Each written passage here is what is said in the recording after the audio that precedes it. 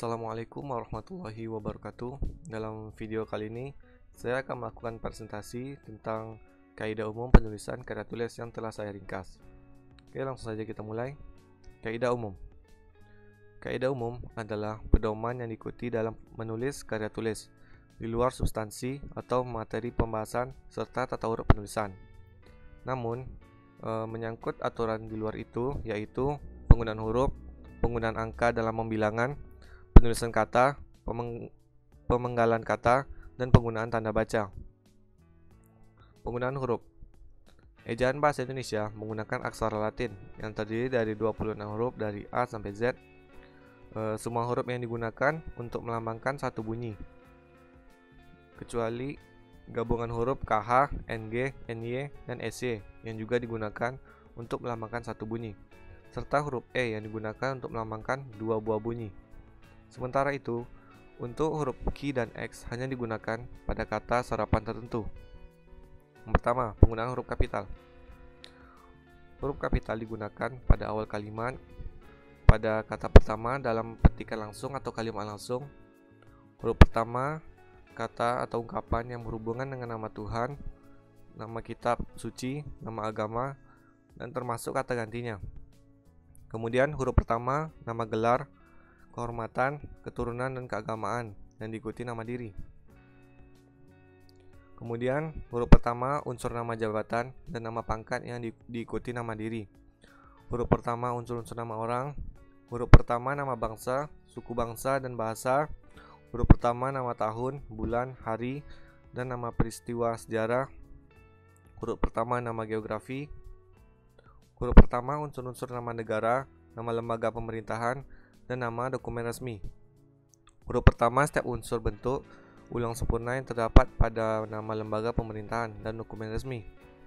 Huruf pertama semua kata dalam nama buku, majalah, surat kabar, dan karangan. Huruf pertama unsur singkatan nama gelar, pangkat, dan sapaan. Huruf pertama kata perkerabatan. Huruf pertama kata ganti Anda. Lanjut, penggunaan huruf kecil. Huruf kecil digunakan pada tempat yang tidak menggunakan huruf kapital. Berikutnya, huruf miring. Huruf miring digunakan untuk menuliskan nama buku, majalah, nama surat kabar yang dikutip dalam suatu tulisan.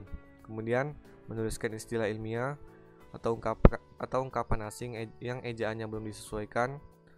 Lalu, menuliskan kata-kata yang dianggap belum baku. Kemudian, menuliskan kata atau huruf yang dianggap penting dalam sebuah teks. Penggunaan huruf tebal. Penggunaan huruf tebal belum atau tidak diatur dalam pedoman ejaan yang disempurnakan, tetapi tampaknya huruf tebal digunakan pada kata-kata yang dianggap penting. Penggunaan angka dan lambang bilangan. Dalam sistem ejaan bahasa Indonesia dikenal adanya dua macam angka, yaitu angka Romawi dan angka Arab. Angka Romawi lebih banyak makan tempat daripada angka Arab. Oleh karena itu, maka angka Romawi hanya digunakan untuk menyatakan nomor atau bilangan yang tidak banyak, seperti bab pada buku dan nomor jalan. Angka Romawi dapat menyatakan bilangan bertingkat atau juga bilangan biasa. Penggunaan huruf angka Arab. Antara lain, angka Arab digunakan untuk menyatakan ukuran panjang, berat, dan isi. Kemudian satuan waktu, nilai uang, dan kuantitas atau jumlah. Lalu digunakan untuk melambangkan nomor jalan, rumah, apartemen, kamar pada alamat. Lalu angka Arab digunakan untuk menomori bagian dari karangan dan ayat kitab suci. Kemudian sebagai lambang bilangan yang mendapatkan akhiran an. Lalu lambang bilangan yang dinyatakan dengan satuan atau dua kata. Lambang bilangan pada awal kalimat harus ditulis dengan huruf. Angka yang menunjukkan bilangan utuh yang besar dapat dieja sebagai sebagian supaya lebih mudah dibaca. Bilangan tidak perlu ditulis dengan angka dan huruf sekaligus dalam teks. Penulisan kata serapan. Kata-kata yang berasal dari bahasa asing atau bahasa daerah disebut kata serapan atau unsur serapan. Karena ini dapat dibedakan adanya kosakata serapan yang sudah menjadi bagian dari sistem kosakata bahasa, dan kosakata serapan yang ejaannya dibentuk menurut pedoman dan penyesuaian ejaan. penulisan kata serapan, golongan pertama tidak bermasalah karena ejaan dan lafal yang sudah seperti sistem ejaan dan lafal bahasa Indonesia. Malah kata-kata itu tidak dirasakan lagi sebagai bahasa dari bahasa asing. Berikutnya penggunaan tanda baca.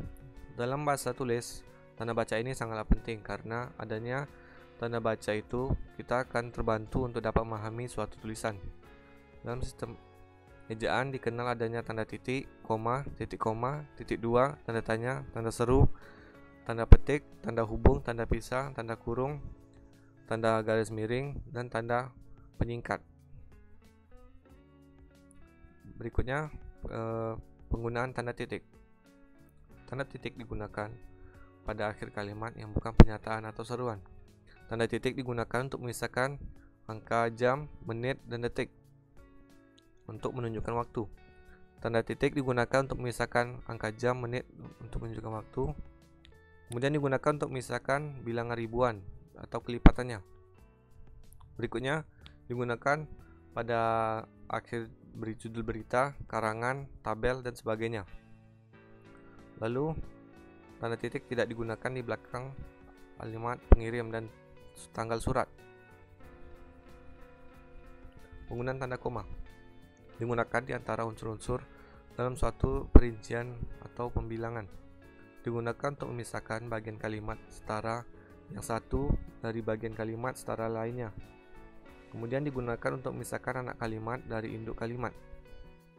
Lalu digunakan di belakang kata atau ungkapan perhubungan antara kalimat yang terdapat pada awal kalimat. Digunakan di belakang kata seruan. Digunakan untuk memisahkan petikan langsung dari bagian lain dalam kalimat. Digunakan antara nama orang dan gelar akademik. Digunakan di muka angka persepuluhan atau di angka rupiahan.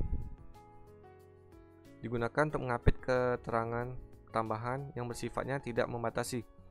Dapat digunakan untuk menghindari salah baca dan salah paham di belakang keterangan. Tidak digunakan untuk memisahkan petikan langsung dari bagian lain yang mengiringinya. Berikutnya penggunaan tanda titik koma.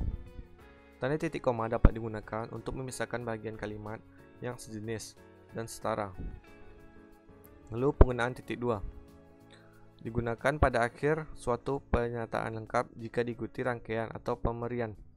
Lalu yang kedua sesudah kata atau ungkapan yang memerlukan pemerian. Oke, mungkin sekian presentasi dari saya. Lebih kurang saya mohon maaf. Saya akhiri. Assalamualaikum warahmatullahi wabarakatuh.